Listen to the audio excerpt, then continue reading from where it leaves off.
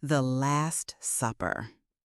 Never did I imagine the most painful words of my life would come from the son I carried in my womb for 9 months.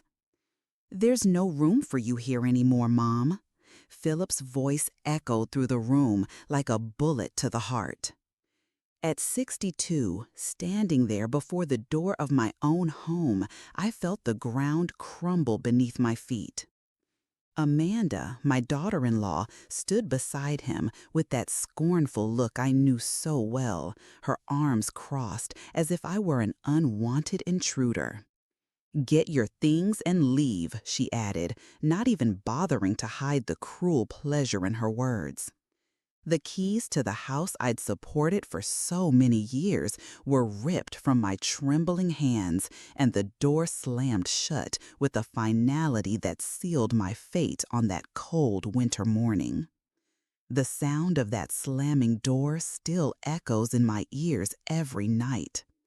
But to understand how we got there, I need to go back in time to the roots of this story that began long before that devastating moment. My name is Celia, and for the last 15 years of my life, I was much more than just a mother. I was the provider, the caregiver, the backbone of a family that, in the end, discarded me like an old piece of furniture. It all started when Philip married Amanda. I was so happy to see him find someone special that I didn't notice the red flags. From their first meeting, she'd studied me with those calculating eyes, as if assessing my worth or how much I might hinder her plans. "Your mother is very present," I once heard her whisper to Philip, thinking I wasn't listening. The word present dripped from her lips like a contagious disease. Philip, my only child, was always the center of my universe. After his father abandoned us when he was just 8, I dedicated every second of my existence to ensuring he had everything he deserved. I worked as a cleaning lady overnight and a sales clerk during the day, sleeping only 4 hours a night so he could attend private school and have the future I never had. When he graduated with a degree in business administration, I felt all the sacrifices had been worthwhile. Until Amanda entered our lives.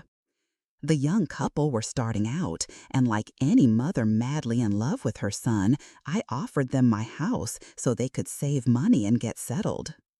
"It's only temporary, Mom," Philip assured me, with that smile that always melted my heart. Temporary stretched into 3 years, during which I continued paying all the household bills, buying groceries, doing the cleaning, and still listening to Amanda's constant complaints about lack of privacy and excessive interference. Amanda had a particular knack for making me feel like a burden in my own home. She'd rearrange the furniture without consulting me, criticize my cooking in front of Philip, and whenever I tried to join a conversation, she'd cut me off with a "Sorry, Celia, but this is between us." Gradually, I became a stranger in my own home, walking on eggshells, whispering to avoid disturbing, shrinking myself to become less of a problem. Philip, who used to call me every day when he lived alone, barely greeted me in the mornings. Our warm conversations about his plans and dreams were replaced by polite monosyllables and forced smiles. I could see Amanda whispering in his ear during meals, her eyes always casting disapproving glances when I dared to speak. "Your mother doesn't have a life of her own," I heard her say once. "She clings to you like a leech." Those words cut deeper than a knife. I, who had sacrificed my youth, my dreams, my chances of a new beginning to give him everything he needed, was now seen as a parasite. I started working even more overtime, coming home only to sleep, hoping my absence would bring them peace. But no matter what I did, I was always the problem in the perfect equation Amanda had created in her mind. The final straw came one December night. I had prepared a special dinner to celebrate a promotion Philip had received at work. I spent hours in the kitchen preparing all the dishes he'd loved since childhood. When they arrived home, they found the table set with candles, flowers, and a proud mother's love evident in every detail. Amanda looked at the scene and sighed dramatically. "Philip, I can't take it anymore. Your mother doesn't understand we're adults. She treats us like children." Philip looked at me, then at the carefully prepared table, and for the first time, I saw shame in his eyes. Shame of me. "Mom, Amanda's right. Maybe you are overdoing it a little." Those words fell from his lips like poison daggers. I, who had sacrificed my youth, my dreams, my chances of a new beginning to give him everything he needed, was now seen as a parasite. I started working even more overtime, coming home only to sleep, hoping my absence would bring them peace. But no matter what I did, I was always the problem in the perfect equation Amanda had created in her mind. The final straw came one December night. I had prepared a special dinner to celebrate a promotion Philip had received at work. I spent hours in the kitchen preparing all the dishes he'd loved since childhood. When they arrived home, they found the table set with candles, flowers, and a proud mother's love evident in every detail. Amanda looked at the scene and sighed dramatically. "Philip, I can't take it anymore. Your mother doesn't understand we're adults. She treats us like children." Philip looked at me, then at the carefully prepared table, and for the first time, I saw shame in his eyes. Shame of me. "Mom, Amanda's right. Maybe you are overdoing it a little." Those words fell from his lips like poison daggers. I, who had sacrificed my youth, my dreams, my chances of a new beginning to give him everything he needed, was now seen as a parasite. I started working even more overtime, coming home only to sleep, hoping my absence would bring them peace. But no matter what I did, I was always the problem in the perfect equation Amanda had created in her mind. The final straw came one December night. I had prepared a special dinner to celebrate a promotion Philip had received at work. I spent hours in the kitchen preparing all the dishes he'd loved since childhood. When they arrived home, they found the table set with candles, flowers, and a proud mother's love evident in every detail. Amanda looked at the scene and sighed dramatically. "Philip, I can't take it anymore. Your mother doesn't understand we're adults. She treats us like children." Philip looked at me, then at the carefully prepared table, and for the first time, I saw shame in his eyes. Shame of me. "Mom, Amanda's right. Maybe you are overdoing it a little." Those words fell from his lips like poison daggers. I, who had sacrificed my youth, my dreams, my chances of a new beginning to give him everything he needed, was now seen as a parasite. I started working even more overtime, coming home only to sleep, hoping my absence would bring them peace. But no matter what I did, I was always the problem in the perfect equation Amanda had created in her mind. The final straw came one December night. I had prepared a special dinner to celebrate a promotion Philip had received at work. I spent hours in the kitchen preparing all the dishes he'd loved since childhood. When they arrived home, they found the table set with candles, flowers, and a proud mother's love evident in every detail. Amanda looked at the scene and sighed dramatically. "Philip, I can't take it anymore. Your mother doesn't understand we're adults. She treats us like children." Philip looked at me, then at the carefully prepared table, and for the first time, I saw shame in his eyes, shame of me. Mom, Amanda's right. Maybe you are overdoing it a little. Those words fell from his lips like poison daggers. I, who had sacrificed my youth, my dreams, my chances of a new beginning to give him everything he needed, was now seen as a parasite. I started working even more overtime, coming home only to sleep, hoping my absence would bring them peace. But no matter what I did, I was always the problem in the perfect equation Amanda had created in her mind. The final straw came one December night. I had prepared a special dinner to celebrate a promotion Philip had received at work. I spent hours in the kitchen preparing all the dishes he'd loved since childhood. When they arrived home, they found the table set with candles. "This is where we've always lived." My voice trembled, laden with a pain I could barely process.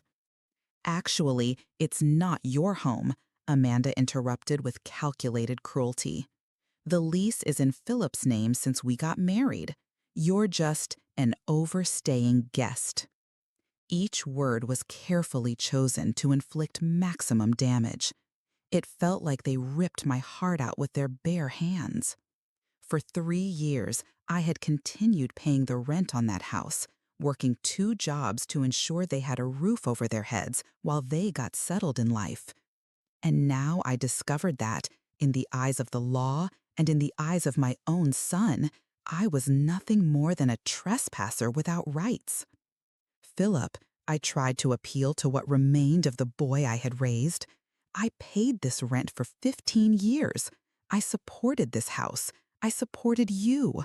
I sacrificed myself so that—" "Enough, Mom," he exploded for the first time, and I saw Amanda smile openly at her husband's display of strength against his own mother. "You always throw that in our faces. You're always reminding us of what you did, as if we owed you a lifetime debt. I can't take this guilt anymore." The accusation was like a slap. I, who had never demanded recognition, who had given everything out of unconditional love, was now accused of manipulation through gratitude. The son I had raised had become a cruel stranger, capable of twisting my love into emotional blackmail.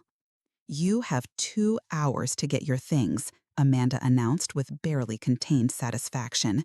"And don't think about creating drama or making a scene. The neighbors don't need to know about our family business." The irony of that statement was bitter. She was talking about family business after spending years trying to expel me from that very family. And so I found myself on the street at 62 with a small suitcase and a broken heart. The sharp click of that door echoed in my soul like the sound of a coffin closing over my old life. Standing there on the sidewalk, looking at the house I had supported for so many years, I felt a chill that didn't come from the weather, but from the deepest loneliness I had ever experienced. The first few hours on the street were a blur of pain and confusion.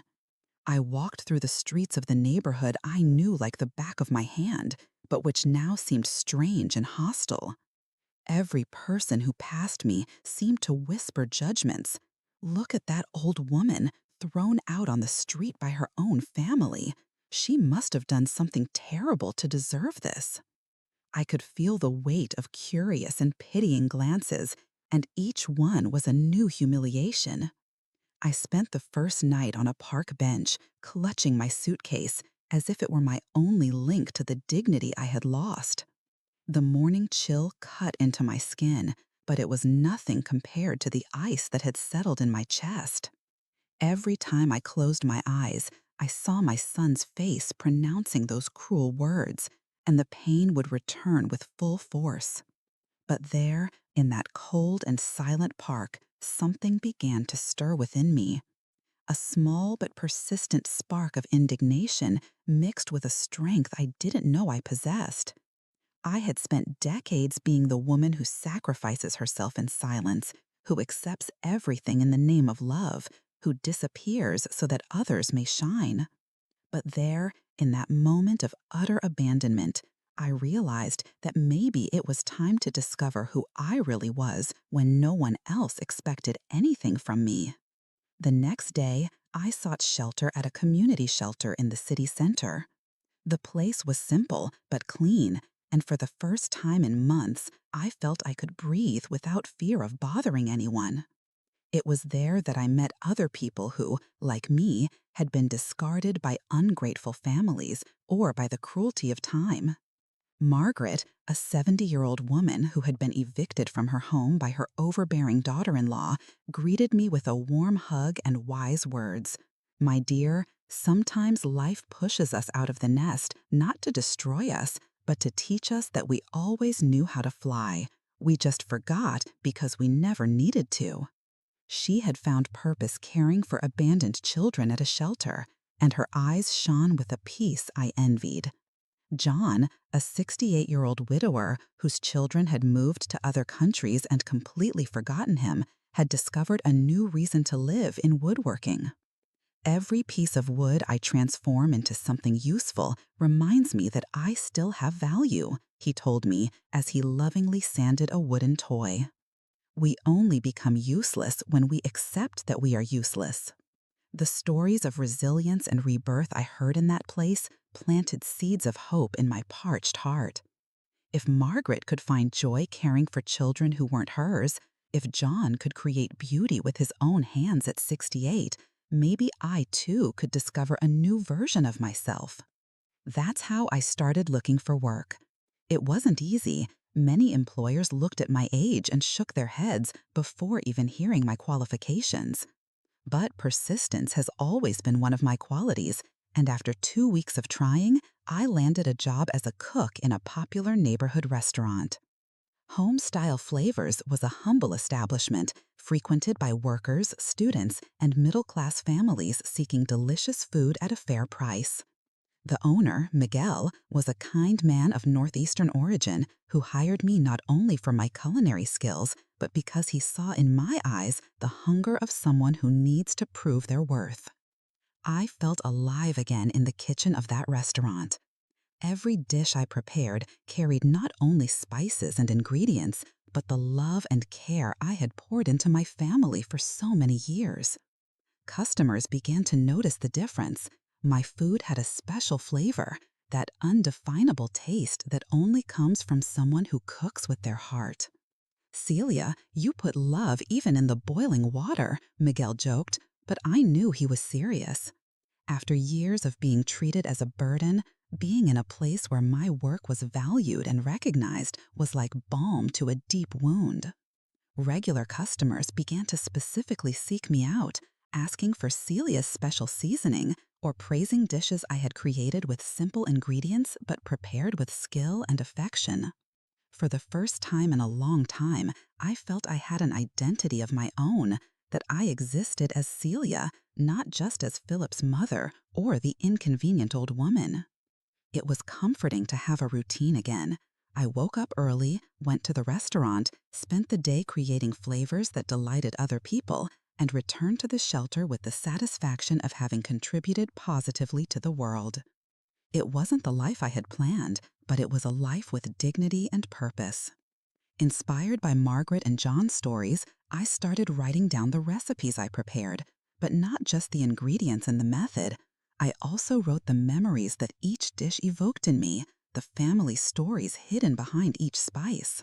Slowly, the idea of transforming these notes into something bigger was being born. Perhaps a book that would immortalize not only recipes, but also the wisdom accumulated over a lifetime of cooking with love. But life, as always, had other surprises in store for me. And if you've been following stories like this about overcoming adversity and inner strength, be sure to subscribe to the channel to continue receiving stories that touch the heart and inspire real transformations in your own journey. It was on a Thursday afternoon during the busiest lunch rush that I saw Philip enter the restaurant. My heart stopped for a second, all the wounds reopening instantly. He looked around, clearly uncomfortable with the simple setting, until his eyes met mine. The shocked expression on his face was immediately followed by embarrassment, as if encountering me working was a personal humiliation for him. Amanda was with him, naturally, and her reaction was even crueler. She looked me up and down, absorbing every detail of my dirty apron, my calloused hands, my simple and honest appearance. The smile that formed on her lips had nothing kind about it. It was pure satisfaction at seeing that I had found my place in life. "Hi, Mom," Philip said, his voice laden with an unease he tried to disguise with arrogance. "I didn't expect you to be working here." The word working came out of his mouth as if it were something shameful, as if the fact that I was honestly earning my living was a disgrace to the family. Amanda remained silent beside him, but her eyes spoke volumes. She was loving every second of the situation.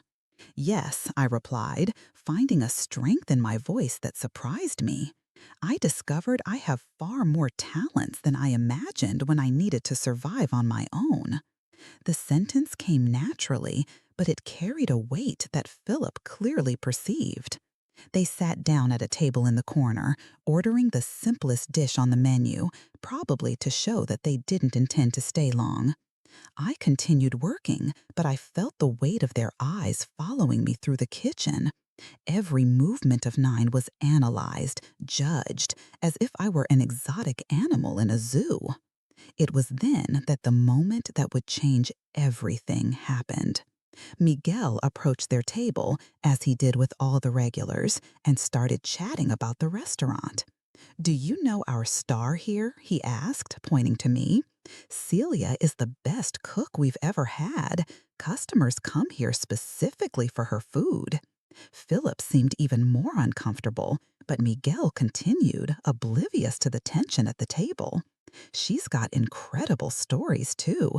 She tells how she supported her son alone for years, worked 2 jobs, did everything to give him an education. A real warrior, this Celia. Her son must be very proud of a mother like that." The ensuing silence was deafening. Philip stared at his plate, unable to meet Miguel's proud gaze or admit the truth about his relationship with me. Amanda, for the first time since I'd known her, seemed genuinely uncomfortable, as if she were being exposed by a very bright light.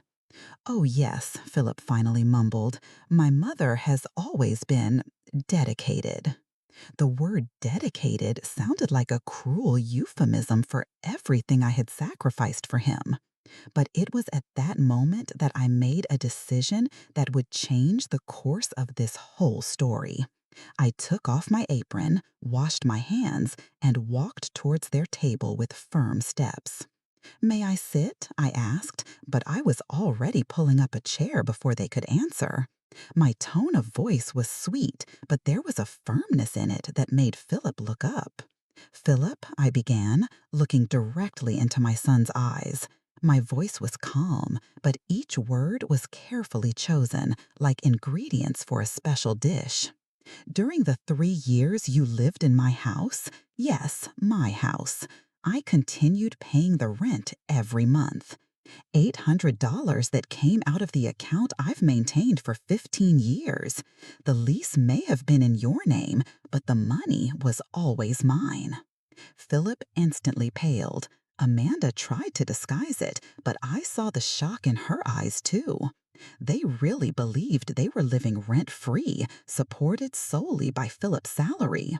"Furthermore," I continued, my voice gaining strength with each word, "I paid the electricity, water, and gas bills, did the grocery shopping, kept the house clean and organized, all this while working 12 hours a day to ensure you had comfort while you were settling into life."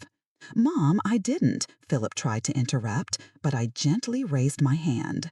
"Let me finish, son. The word son came out with a tenderness that contrasted with the firmness of my revelation. I did all this with love, without expecting recognition, because a mother does this for the children she loves. But what you did to me wasn't just ingratitude, it was calculated cruelty. Amanda finally found her voice, trying to regain control of the situation. Celia, you're being dramatic. We just what? I asked, my gaze fixing on her for the first time with an intensity that made her recoil in her chair. The restaurant had become quieter around us. Some customers were discreetly looking at our table, sensing the tension in the air. Miguel had stopped serving other tables and was watching the scene with concern, ready to intervene if necessary. The difference between us, Amanda, I continued, my voice now imbued with a dignity I didn't know I possessed, is that I built my life helping others grow. You built yours by destroying others to feel superior. And Philip, I turned to my son, who was visibly shaken. Philip finally found the courage to speak, his voice trembling with emotion. Mom, I didn't know about the rent. Amanda told me you had stopped paying, that you were living off our charity. The revelation hit Amanda like a slap. She had lied to Philip about the financial situation, manipulating him into believing that I was a deadweight in their lives. Her manipulative game was being exposed publicly, and for the first time, she didn't have a clever response. Of course she did, I replied calmly, and you believed her because it was more convenient to believe that I was the problem than to face the reality that your wife is a cruel and manipulative person. I won't be insulted by, Amanda started to stand up, indignant, but my next revelation made her freeze in place. I have all the proof, I announced calmly. 15 years of rent receipts, electricity bills, water bills, grocery receipts. Everything carefully saved because a woman who supports a house alone learns to protect herself with documents. My voice was serene, but the impact of the words was devastating. Philip seemed to be processing information that completely reshaped his understanding of the last 3 years. Amanda, in turn, had lost all her usual arrogance, replaced by thinly veiled anxiety. And you know what else? I continued, feeling a satisfaction I didn't know I was capable of experiencing. I discovered that I am much stronger and more capable than I imagined when no one else is trying to diminish me. I found my worth here, in this honest work, surrounded by people who respect me for what I do, not for what I can give. The silence at the table was heavy, laden with truths that had been hidden for a long time. Philip looked at his own hands, clearly struggling with feelings of guilt and shame that he had avoided confronting. Amanda remained stiff, her mask of superiority finally falling to reveal the emptiness behind it. Mom, Philip said finally, his voice almost a whisper. I'm sorry. I was an idiot. I let wrong things happen. Yes, she left, I agreed without hesitation. And it wasn't out of ignorance, Philip. It was out of cowardice. It was easier to blame me for the problems than to confront the person who was really causing chaos in our family. Amanda tried one last desperate maneuver. Celia, I think you're overreacting. No, I cut her off firmly. The games are over, Amanda. The manipulations and lies are over. You got what you wanted. You took me out of your lives. Now live with the consequences of your choices. I stood up from the chair with a dignity that had been reborn within me during those months of rebuilding. Philip, you will always be my son, and I will always love you. But that love doesn't obligate me to accept disrespect or cruelty anymore. If one day you want a mother back in your life, she will be here, but she will be a mother who values herself and demands to be valued. I put my apron back on and returned to the kitchen, leaving them there with the weight of the truths that had finally come to light. My heart was racing, but not from fear or pain. It was pure adrenaline from someone who had found her voice after years of silence. I didn't see them again that day. but I learned from Miguel that they sat in silence for almost an hour before leaving. Philip tried to apologize to him for the misunderstandings, but Miguel just shook his head and said, "Son, a misunderstanding is when you take a wrong turn. What you did to this woman was plain cruelty." The weeks that followed were a liberation I had never experienced. For the first time in decades, I didn't have to tiptoe around to avoid bothering anyone. I didn't have to stifle my personality so that others could shine brighter. I could be entirely myself, Celia, the strong, intelligent, and capable woman who had been hidden for so long. At the restaurant, my reborn confidence was reflected in the food. The dishes I created had even more flavor, more personality. I started suggesting menu changes, teaching culinary techniques to other employees, and getting more actively involved in the business. Miguel, recognizing my potential, offered me a position as kitchen coordinator with a better salary. But the big turning point in my story was yet to come. The City Hall organized a regional culinary festival to promote local tourism, and Homestyle Flavors was invited to participate. Miguel, without hesitation, nominated me to represent the restaurant. "Celiac," he said with a fatherly smile, "you're going to show the whole city what we already know here, that you're a culinary artist." Preparing for the festival gave me a purpose I hadn't felt in years. I decided to present a dish that told my story. Cheese bread made with a recipe I had perfected over decades, accompanied by pepper jelly with a blend of spices that represented all the phases of my life. But more than the dish, I wanted to tell the story behind it. The story of a woman who had cooked with love all her life, who had nourished bodies and souls, who had been discarded, but who had found a new way to shine. The day of the festival arrived with a radiant sun that seemed to illuminate my small booth especially. I had arrived early to prepare everything carefully, every detail designed to tell my story of rebirth. The aroma of baking cheese bread spread through the air, attracting curious onlookers who stopped to chat and learn the story behind those unique flavors. When it was my turn to present, I went up to the small makeshift stage with a racing heart, but not from fear. It was the pure anticipation of someone who had finally found her moment to shine. I looked out at the audience and saw friendly faces, Miguel smiling proudly, Margaret and John from the hostel waving enthusiastically, regular customers from the restaurant who had come to support me. And then, in the middle of the crowd, I saw Philip. He stood there with an expression that mixed remorse, admiration, and something I hadn't seen in his eyes for years, genuine pride.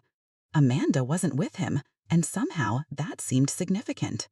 "My name is Celia," I began, my voice echoing clearly and firmly through the microphone. "And this is the story of how I learned that it's never too late to discover who we really are when no one else is trying to diminish us." I talked about the years dedicated to my family, about the sacrifices made with love, about the pain of rejection, and about the rebirth I found in the kitchen of a humble restaurant. I talked about how each spice represented a lesson learned, how each dish was a way to transform pain into purpose, abandonment into purpose. "This cheese bread," I said, holding up a golden, fragrant piece, "represents all the mornings I woke up early to make breakfast for people I loved.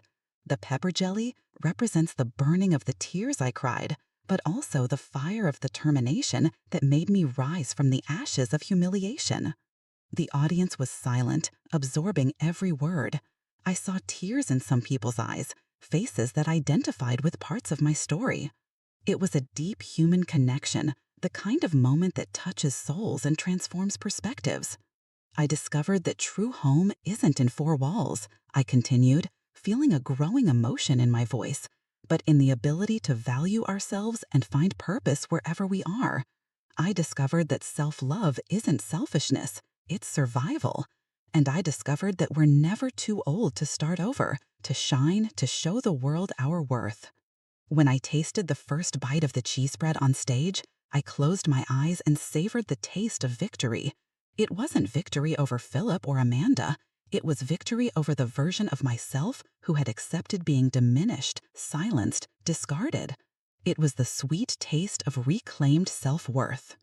The applause was warm and sincere. But what touched me most were the hugs that followed. People approached to share their own stories of overcoming adversity, to thank me for having the courage to expose my vulnerability so honestly. An elderly woman held my hands and whispered, "Thank you for reminding me that I still have value." A middle-aged man told me, "My mother went through something similar. I'm going to call her today." It was while I was putting away my utensils that Philip approached. He was alone, and for the first time in years, I saw the boy I had raised reflected in his adult eyes. "Mom," he said, his voice choked with emotion, "I heard everything, every word, and for the first time, I truly understood what I did to you."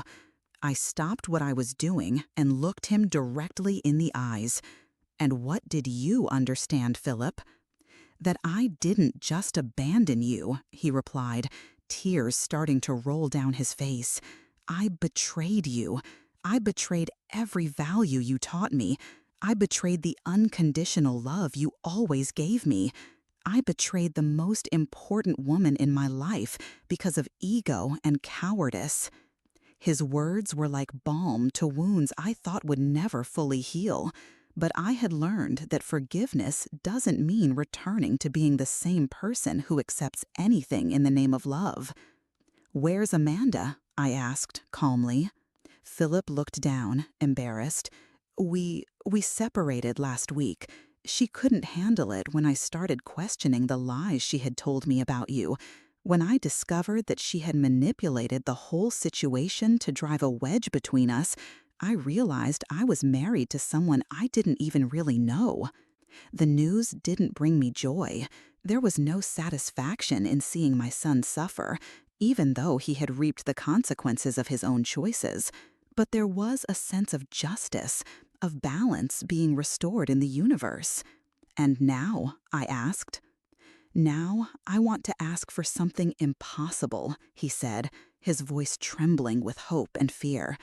"I want to ask you to come home, not as a guest, not as a housekeeper, not as anything other than what you always were, my mother, the strongest and most generous woman I know, the person who deserves to be treated like a queen in the house she supported for so many years." I looked at my son, my lost boy who had finally found his way back, and felt a complex mix of emotions. The love I felt for him had never disappeared, but I was no longer the same woman who would accept anything in the name of that love. "Philip," I said softly, "I forgive you. I forgive you because you are my son, and because I see that you truly understand the gravity of what happened. But you need to understand something. I've changed. The woman you chased out of this house no longer exists." I saw confusion in his eyes, so I continued. "The woman standing here now knows her worth. She doesn't accept disrespect. She doesn't diminish herself so that others feel bigger. She doesn't apologize for existing. If you want a mother back in your life, it will be this mother, strong, dignified, who demands to be treated with the respect she deserves." Philip nodded vigorously, tears still streaming down his face. "That's the mother I want. That's the incredible woman I always had and was too stupid to appreciate. Please, give me a chance to show that I've learned." I brought my hand to his face, wiping away his tears as I had done so many times when he was a child. "It won't be easy, Philip. We're not going to pretend nothing happened. We have a lot of work ahead of us to rebuild the trust that has been broken." "I know," he replied, holding my hand against his face, "and I'm willing to do whatever it takes. I want to learn to be the son you deserve, not the ungrateful son I became." 3 months later, I was back in the house I had supported for so many years. But this time, I returned as the recognized owner, with my name on the lease, with my space respected, with my voice valued. Philip had insisted on making this legal change as the first step to demonstrating his genuine remorse. The house was different, emptier without Amanda's toxic presence, but also lighter, as if the air could finally circulate freely. Philip had removed all traces of his ex-wife and redecorated some rooms, restoring their welcoming personality that they had lost during the years of manipulation. But the most important change wasn't in the house's decor. It was in the dynamic between us. Philip had learned to truly listen to me, to value my opinions, to include me in decisions about our shared life. Our conversations, which were once superficial and tense, were now deep and genuine. "Mom," he said one afternoon as we were having coffee in the kitchen, "I wanted to ask you to teach me your recipes, not just the ingredients, but the stories behind them. I want to learn everything you know about cooking with love." I smiled, touched by the genuineness of the request. "Of course, son, but are you sure you want to learn? Some of these recipes come with some pretty tough life lessons attached." "Especially those ones," he replied seriously. "I want to learn about sacrifice, about unconditional love, about strength in adversity. I want to learn to be half the person you are." We started that same day, and cooking together became our way of rebuilding the bridge that had been burned. With each dish we prepared, I told a story from my life, and Philip shared his own reflections on the mistakes he had made. It was family therapy served in delicious portions. I continued working at Homestyle Flavors, but now by choice, not necessity. The success at the festival opened doors. I received invitations to teach cooking classes, to participate in other events, to collaborate with food magazines. My story of overcoming adversity had touched many people, and I discovered I had a powerful message to share. Philip supported me in all these projects, proud of the mother he had rediscovered, and impressed by the strong woman I had always been, but whom he had been too blind to see. He frequently accompanied me to events, introducing me as my mother, the most incredible chef in the world, with a twinkle in his eyes that warmed my heart. I also resumed the cookbook and memoir project. Philip offered to help with typing and organization, and we worked together every night for months, transforming decades of culinary experiences into a tangible legacy. The book would be a celebration not only of food, but of the human capacity to be reborn from the coldest ashes. "What are we going to call the book, Mom?" Philip asked one night after we typed another chapter full of flavorful stories. I thought for a moment, then smiled. "Seasoning of Rebirth: Recipes from a Reconstructed Life." Philip nodded in approval. "Perfect. That's exactly what you did. You seasoned your new life with all the wisdom of your old life." 6 months after our reconciliation, Philip surprised me with a party. He had invited Miguel, Margaret, John, all the colleagues from the restaurant, neighbors, friends, people who had been part of my journey of rebuilding. The house was decorated with photos of the dishes I prepared, with excerpts from the recipes we had written together, with loving messages from people whose lives I had touched. "This party," Philip announced to everyone present, "is to celebrate the strongest woman I know. My mother taught me that it's never too late to acknowledge our mistakes, ask for genuine forgiveness, and work to deserve the love we receive. She taught me that dignity isn't something others give us, it's something we carry within ourselves." The tears that rolled down my face that night were tears of pure joy. I looked around the house full of people who loved and respected me, at the son who had found his way back to my heart, at the new life I had built with my own hands, and felt a deep gratitude for the entire journey, including the most painful moments. Because it was in pain that I discovered my strength. It was in rejection that I found my value. It was in abandonment that I learned to love myself. And it was in humiliation that I found my true dignity. Today, at 63, I am a completely different woman from the one who was thrown out on the street by an ungrateful son and a cruel daughter-in-law. I am a woman who knows her own worth, who doesn't accept disrespect, who shines with her own light. I am a mother who loves unconditionally, but who also loves and protects herself. I am a respected professional, a potential writer, a person who inspires others to find their own strength. The biggest lesson I learned is that self-love is not a luxury, it's a necessity. That forgiving doesn't mean forgetting or accepting that mistakes will be repeated. That we are never too old to start over, to discover who we really are when we stop living to please others. Philip changed completely too. He became a more conscious, more grateful man, more able to see the value of the people around him. He learned that true love is not possessive or destructive, it is liberating and constructive. He learned that a mother is not a disposable object, but a treasure that should be preserved and honored. Our relationship today is stronger than it ever was, built on solid foundations of mutual respect and genuine love. We don't pretend the past didn't happen, we use it as fuel for a better future. Every meal we prepare together is a reaffirmation of our commitment to never again allow pride or manipulation to destroy family ties. And Amanda? Well, some people simply leave our lives so that we can discover how life is better without them.